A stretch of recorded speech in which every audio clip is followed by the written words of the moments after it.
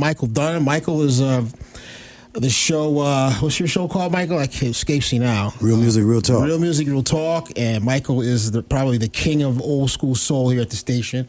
I have learned quite a bit from him about soul music. And of course, you're an Isley Brothers aficionado. You perform their music. Talk to me a couple minutes about them and their influence on you. Well, it's funny because as a child, the first Isley Brothers song I heard, it was not Shout. It was actually It's Your Thing. Mm-hmm. And my mother had all these 45s, and she was buying them. And Isley Brothers was always part of that collection. It's Your Thing, Pop That Thing. And then we started getting into the albums. I had some next door neighbors, the Waller family. You know Brian Waller? Yes. They had boatloads of records. Okay. And they had a heavy influence on me and my subsequent record collecting. And I remember the album and you played earlier, you played Fight the Power. Yeah. And man, one side of that album had some of the most sensual, sexy bedroom songs ever recorded. And I get a chance to actually sing a couple of them this coming week. Next Sunday, I'm doing a Mother's Day event in Hastings on Hudson, New York. It's a Mother's Day celebration. And actually, two of the songs I'm going to be doing is For the Love of You, which I've covered on a number of occasions. And also, Make Me Say It Again, which I've never done. Okay. And I'm really looking forward to doing that, man. My God. Have you heard the version by Stokely? Yes, I have. As a matter of fact, I have that version. Yeah, I'm going to play Stokely's version a little later on. Stokely is a bad man. That's a bad brother. Yes, he is. All right, so that's coming up. People can follow you on social media. Michael Dunham, right? Got all the information on social media. Yeah. Awesome. Obviously, we can't talk price, so I won't talk price about that. Follow Michael Dunham on Facebook. Are you Michael Dunham on Instagram too, or are you under something else? I think it's Great Voice 23 on Instagram. Great Voice 23 on Instagram. Yeah, it's a Mother's Day brunch, and it's called the Palm Cafe. That's Paume. Upper level tennis club of Hastings, 100 River Street, Hastings on Hudson, New York.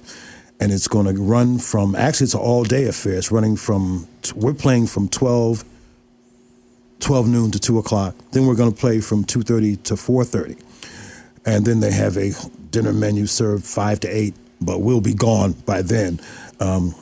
Fortunate to have a great trio of musicians. Got Gene Santini on drums, the local drummer who's an excellent drummer. I've worked with him before. Christopher Michael, great keyboard player who has played with me with the Stevie Wonder stuff. A very talented young man. And special guest bass player, Mr. Frank Gravis. Frank Gravis is a guy I've been recording with for the past 4 or 5 years with Steve Saishi and the Brother Man Records with the production music, as well as our first album, Soul Collective's The Real Thing. Frank is a veteran of the business. He's played with so many players, so many great musicians, from Bo Diddley to Hiram Bullock to Herbie Mann, so many. He's a old school, older guy and has so much wisdom. I'm really looking forward to playing with him live for the first time. Outstanding. Now, the other thing I want to talk about is you and I are both involved in the Juneteenth celebration in Norwalk. Yes, sir. That is my hometown, and for the second year in a row, they're inviting me back to host the Juneteenth event there at the historic Norwalk Green, Saturday, June 17th. So that's the week after the Juneteenth parade here in Bridgeport. That's on June 10th down at Seaside. So on June 17th, we'll be over there at Norwalk, and the headliner for that is Michael Dunham and MD3, and you will be doing a tribute to Stevie Wonder. Now, I heard a little bit of this at the Bluffs last summer. Yes, and Lordship. You're probably tweaking that some, but yes, that's we are. And you. We have a friend in common who plays in that band, Velez. Yes, and he's going to be one of my guest vocalists, as well as a great vocalist out of New Haven, Mr. Ryan Jones. So I've got a stellar lineup of voices for this. Jeff says that you pick some of the most difficult Stevie Wonder songs to perform. he's probably right. Said, he picks all the hard ones.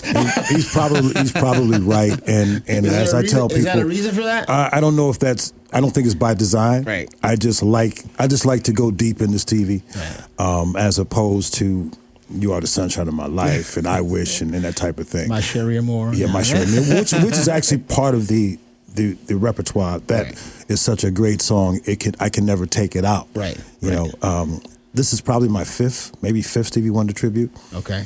And it started maybe about 2004. Where I want to try to make this quick. They had a band coming here to do a Stevie Wonder tribute, and I said, "Well, what's going on? I'm trying to put together one myself. Are they stealing my idea?" It was nothing like that. It was a band out of New York, the Losers Lounge Band.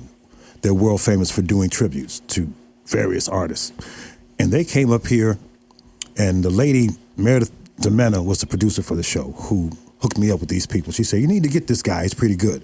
So I show up for sound check. They were gonna let me do 4 songs. When I got there, they said, "Well, he's gonna do 3 songs." I was 1 day away from oral surgery. I was in pain, and I guess they figured they'd put all 3 of these songs up front. If he bombs, we can get rid of him. So got to the sound check, started doing My Sherry Amore. They were like, "Whoa, I think we better give him his other song back." So to make a long story short, the show went very well. It was a big band, multiple vocalists, about 15 people, 15 pieces. Got some press that said I stole the show. I don't know about all that, but I think I acquitted myself pretty well. Very good. So I started to do, as an outgrowth of that show, I started to do, various tributes over the years. So this one is probably number 5. Very good. Well, that'll be Norwalk, June 17th. Follow my page, The Doc Hardy Show, for details on the Juneteenth event in Norwalk. Follow Michael Dunham's page for the details on his event in Hudson next week. Michael, thanks for stopping in. Good to talk to you. Hey, man. Thank you, brother. And I just want to say to the WPKN listening audience, I've been here about 10 years now. And in a few months, I will no longer be part of PKN. I just want to thank everyone for tuning in.